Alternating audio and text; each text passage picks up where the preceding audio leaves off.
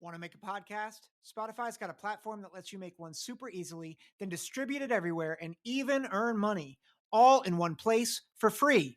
It's called Spotify for Podcasters, and here's how it works. Spotify for Podcasters lets you record and edit podcasts right from your phone or computer, so no matter what your setup is like, you can start creating today. Then you can distribute your podcast to Spotify and everywhere else podcasts are heard.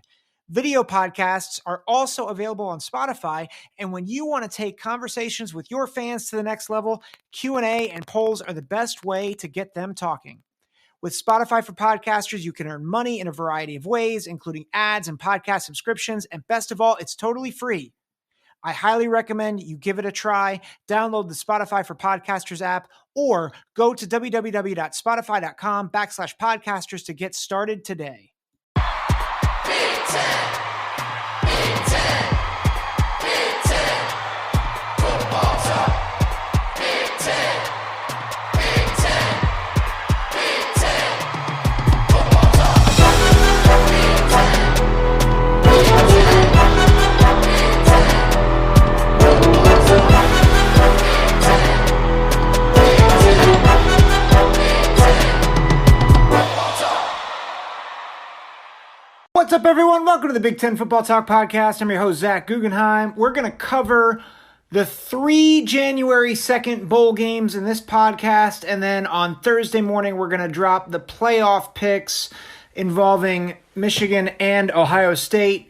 Make sure to like, follow, subscribe wherever you get your podcasts. Leave a review. Send me an email, big10footballtalk@gmail.com. I hope you all had a Merry Christmas. And of course, we're getting into the meat of the bowl schedule. I think the best bowl games to come. Obviously, at this point, no Big Ten teams still have played in a bowl game, so you can't roast me for bad bowl game picks yet. But that I'm sure that's coming. But we're gonna do all 3 January 2nd bowl games in this podcast that is dropping on Tuesday morning, the 27th.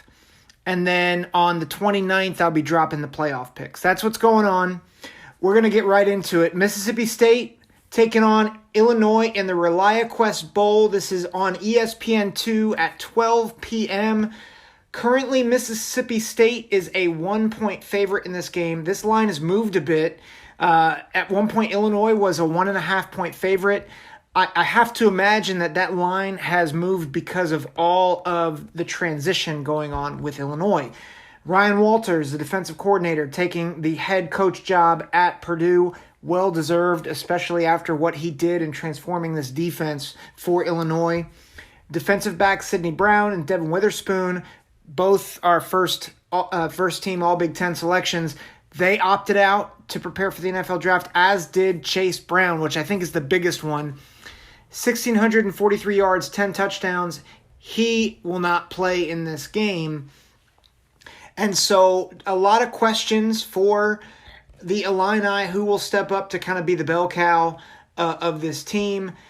Tommy DeVito playing as the quarterback. Brett Bielema is obviously the head coach, and a lot of good things about this team.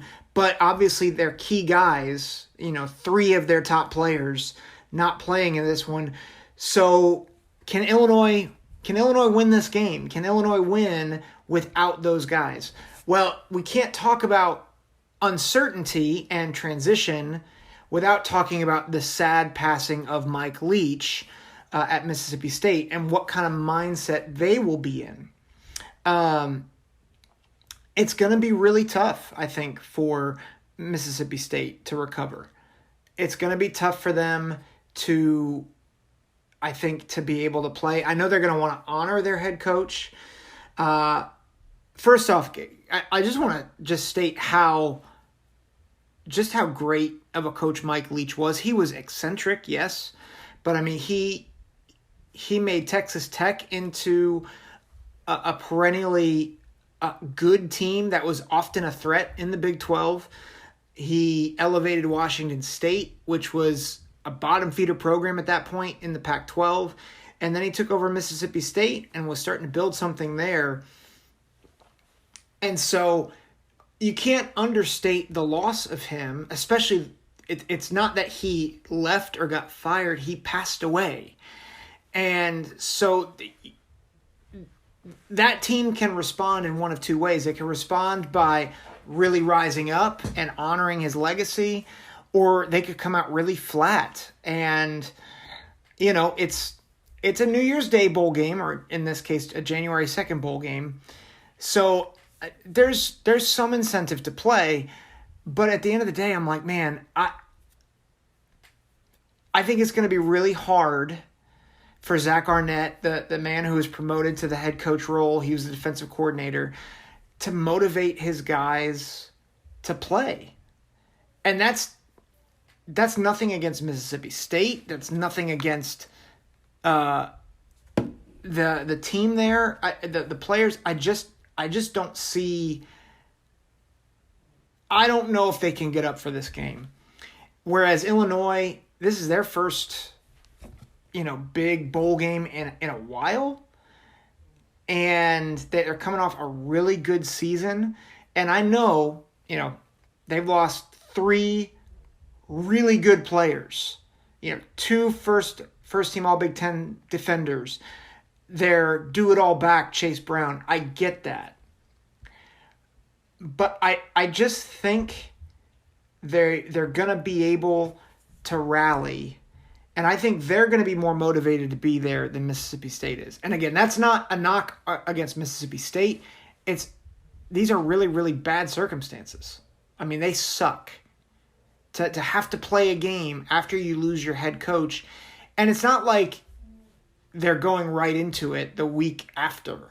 They have time to sit with it.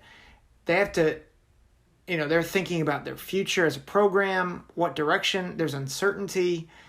They're not in the heat of the SEC race. It's a bowl game. It's an exhibition game.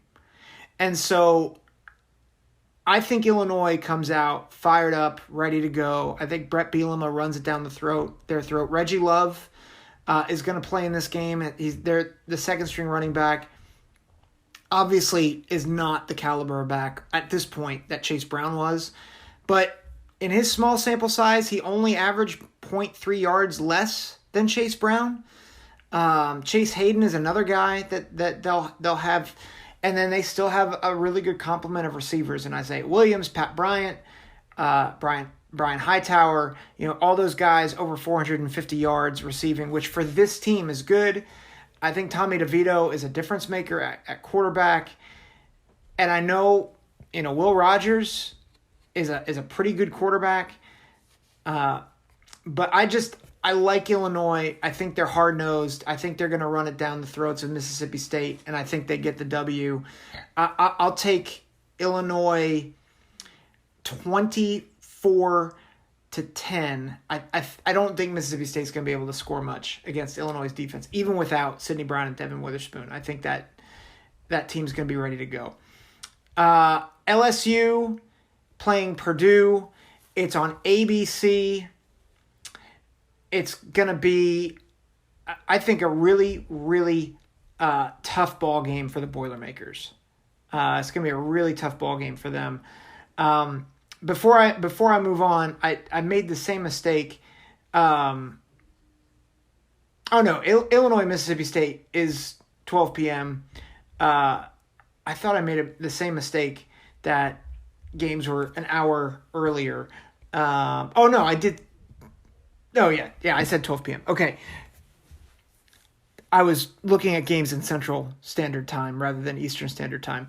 The Cheez-It Citrus Bowl is on at 1 p.m. on ABC. It's going to be a bad day for Purdue because Purdue, I mean, they don't have, any of their best guys. Aiden O'Connell, Charlie Jones, Payne Durham, all opted out. Corey Trice opted out. Their starting left guard, Spencer Holstage, entered the portal. That being said, you look at LSU, Jaden Daniels is probably going to play. And he's had a good amount of time to kind of get right. If not, Garrett Nussmeier was excellent against a much better defense in Georgia. LSU does lose their one of their edge rushers, B.J. Ojulari, who entered the NFL draft. Jeray Jenkins, Mekhi Garner, they opted out. But, I mean, they've got the core of their team back. They've got their receivers. Kayshon Boutte is going to play at receiver.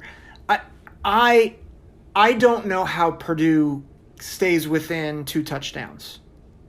Because the guys who got them to the Big Ten West got them that Big Ten West championship and to the Big Ten championship game, they ain't playing. Like, your best weapons have opted out, and one of their best defenders, and Corey Trice, opted out. You have a completely new head coach, and I think LSU. I think if the talent edge obviously is in favor of LSU, even before all those players opted out. I think, and before I saw the opt-outs, I actually thought maybe Purdue can pull this off because, they beat Tennessee last year, right? Jeff Brom's out. All those players are out. I think LSU wins big. I'm going to say 38-13. I just don't think Purdue can put up points, and I think LSU can. And if Jaden Daniels plays, or Garrett Nussmeier plays, I think it's going to be a bad day. Last but not least, and this is the granddaddy of them all, the Rose Bowl. Penn State, number 11 Penn State, taking on number 8 Utah. I still don't understand how Penn State dropped to number 11. I don't understand it, but that's neither here nor there. Utah, the Pac-12 champs, knocking USC out of the playoff and propelling them to the Rose Bowl. Utah is a 2.5-point favorite. I get why Utah's a favorite. I get it because, they beat the stuffing out of USC. They've got a lot of momentum. And Cam Rising, I think, played well down the stretch. But, again, we're talking about opt-outs. Tavion Thomas, out. Dalton Kincaid, out. Clark Phillips, out. Those are probably your top 3 players for the Utes. And that's nothing against Cam Rising, but that's going to be tough. And while Penn State also has some opt-outs, Joey Porter being out is really, really, that's tough, right? But Utah doesn't have a receiver that will really test Penn State secondary. Certainly not like Ohio State or even Michigan. Olu Fashanu is probably going to play. He has been hurt, but he's coming back. He's was a projected top 10 pick at points during the season. He's playing. Jair Brown is playing. Juice Scruggs has declared for the NFL, but he's coming back. And you've got, I think, really good running backs. I think Sean Clifford is going to want to make a statement. He has been much maligned over his Penn State career. But he is, he is a gamer, and I think he's going to play really well in this game. Obviously, Parker Washington out with injury. He's also declaring.